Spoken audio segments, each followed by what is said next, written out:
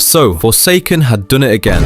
And man, I don't think I've ever seen a Roblox game collapse this insanely, this publicly, and this repeatedly. Usually, when a game falls apart, it's because the devs ghosted, the player base got bored, or the updates slowed down. Forsaken somehow found a way to speedrun every possible type of disaster. Corruption, manipulation, racism, lying, fake transparency, throwing minors under the bus, secret deals, NDA scams, random devs talking to literal problematic figures, and a leadership team that somehow manages to shoot themselves in the foot every single time they open their mouths. Like, this game didn't just fall off, it rotted badly. And the thing about the game is every time you thought it was about to end, it gets even worse. Let's start with the obvious disaster, the whole Soul situation.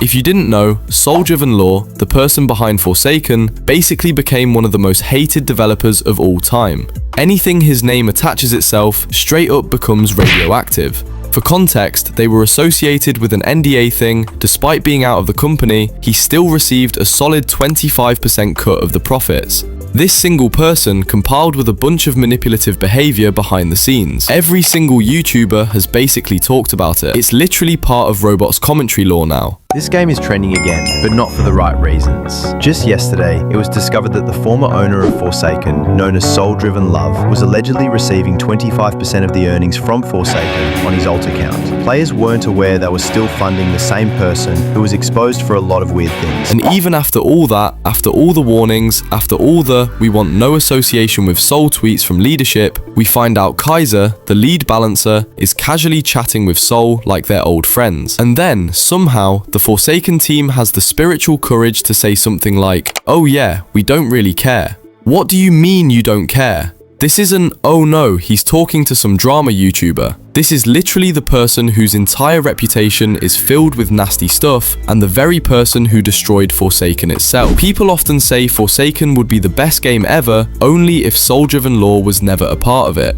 And keep in mind, Kaiser wasn't just talking to Soul. He was literally playing middleman, introducing people to Soul, being buddy-buddy, saying stuff like, "Yeah, he's my friend."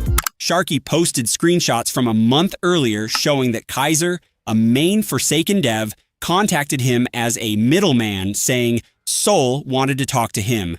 People started realizing that this wasn't just a random incident, but part of a repeated pattern where Soul used devs to reach out and confront critics. With all signs pointing to Kaiser, things escalated fast. The official Forsaken Twitter confirmed that Kaiser was indeed the dev communicating with Soul and announced he was officially removed from the development team. And when people rightfully went, "Yo, what the hell is going on?" the team's response was basically, he's not hurting the game, don't worry about it. That's when people lost it. StockTubers, players, contributors, everyone. It exploded. And that's when Forsaken Twitter became the burning dumpster fire that it's now permanently known for. I promise you, stepping into Forsaken Twitter feels like walking into a bar fight. And if you even tried searching up Forsaken, you'll see millions of videos regarding Forsaken's infamous dramas. Then the PR team tries to fix it by posting that they fired Kaiser, except they didn't. Or maybe they did, or maybe Kaiser quit. And we wouldn't know because they have the power to hide everything just so the game could run casually. Because depending on which day you ask, you get a different story. Everyone lied, everyone contradicted each other, and by the end of it, nobody knew what was true. And honestly, that's kind of Forsaken's whole brand at this point. This game has never been transparent, ever. They always say they want to be. They always tweet stuff like, "Guys, we want honesty with the community." But then every drama only gets revealed because someone behind the scenes leaks something. Not once has Forsaken leadership voluntarily come clean about anything. Every truth came out because someone got tired of being lied to, snapped, and dropped screenshots. That's the funniest and saddest part. The only loyal, consistent employee at Forsaken is the leaker. Dude deserves Employee of the Month at this point. Then we get into Toko, the owner, the leader, the guy who somehow manages to be both incompetent and shady at the same time. He'll go on Twitter pretending everything is fine, then minutes later a screenshot drops proving he lied. Like that interview where he confidently explained that Forsaken could be saved by renaming the game. Everyone believed him for a week. Then he comes out later like, "Lol, yeah, about that. No, actually we can't." Bro, what? Who just says stuff like that publicly without checking? And when people call him out, his response is always the same. I was just being hopeful, guys, my bad. No accountability, no clarity, just my bad. If he said my bad one more time, the game would have turned into an apology simulator. And don't even get me started on how he threw Lucas Berry under the bus. The whole Wingstop saga, which already sounded stupid on the surface, got even darker when it came out that Lucas wasn't just randomly being weird. He was literally being used. Hitoko was making a minor talk to Abba and Sol to feed him intel. Of course, Lucas messed up. He's a kid being manipulated by the literal owner of the project. So everyone's been clowning Lucas Berry over that whole free Wingstop thing with Ava, right? But what if I told you it wasn't just a meme? Turns out Lucas only accepted that meal because he and his family were broke, like actually struggling to get food on the table. Then Nick, the same guy exposing Sol, claimed Ava might have been using that moment to take advantage of him. So yeah, that funny drama everyone joked about, it suddenly hits way darker when you know the truth. And then, oh boy, the racism incident. I honestly can't remain calm at this point. Like, this game literally covers every negative aspect into one. For the part that absolutely killed any remaining respect anyone had left for this team. You might think lying to fans is probably the maximum they could do, but no.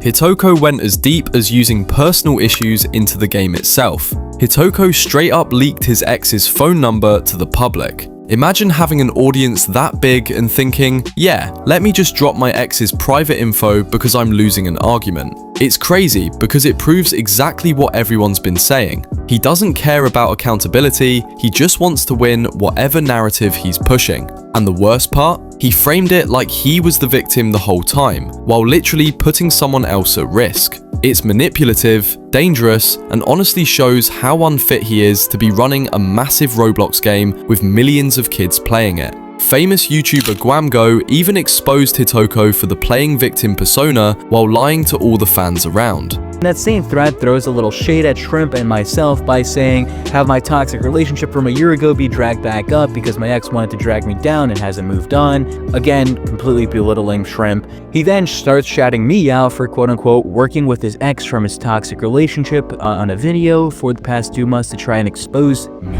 Hitoko then proceeds to leak Shrimp's phone number, which is extremely disgusting because he is now essentially leaking personally identifiable information of his ex to his extremely large platform, now directly putting him in a line of fire. So as you can clearly see, Hitoko has not changed, nor has he ever apologized to anyone involved about how his behavior is harmful and unacceptable for the owner of one of the biggest Roblox games currently on the platform, especially for him. He's 21 years old and he's acting like a child. At that point, everyone realized the truth. Forsaken doesn't care about morality, ethics, or its consistency. Forsaken only cares about whoever is convenient for them at the time. And that leads to the biggest issue with this game, the culture. Forsaken's culture is built on lies, favoritism, manipulation, and complete lack of accountability. Whether it's the owner lying, the devs contradicting themselves, the team protecting problematic people, minors being involved in shady situations, or contributors being emotionally destroyed and kicked out, the same pattern repeats. Someone in Forsaken messes up. People notice. Forsaken denies it. Screenshots drop.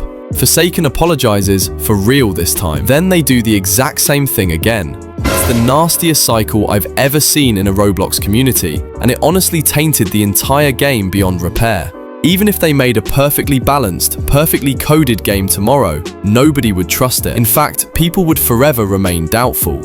And that's the biggest tragedy. Forsaken could have been good. It could have been huge. It could have been one of those iconic Roblox games that people look back on years later. Instead, it's remembered for being an absolute disaster run by people who couldn't manage a lemonade stand without starting 5 scandals in a week. At this point, Forsaken isn't just a failed game. It became a literal reminder that no matter how cool your game is, no matter how much hype you generate, your community is only as strong as the people running it. And when the people running it can't stop lying, can't stop hiding things, can't stop being messy, protecting awful people, and can't even stop pushing blame onto everyone but themselves, the game is already dead. Honestly, Forsaken isn't just Roblox's nastiest game. It's one of the nastiest dramas I've ever watched on this platform. And the saddest part is, none of it had to happen. But here we are. Forsaken is gone, and honestly, it's probably better. If they can't even fire a racist, can't protect minors, can't be honest for more than 5 minutes, and can't keep themselves from starting a new scandal every other week, then the game shutting down is probably the only good decision they've ever made. And if you genuinely enjoyed the video so far, feel free to subscribe to the channel, like the video, and maybe share it to someone who is a Forsaken player. As always, I'll see you guys in the next one.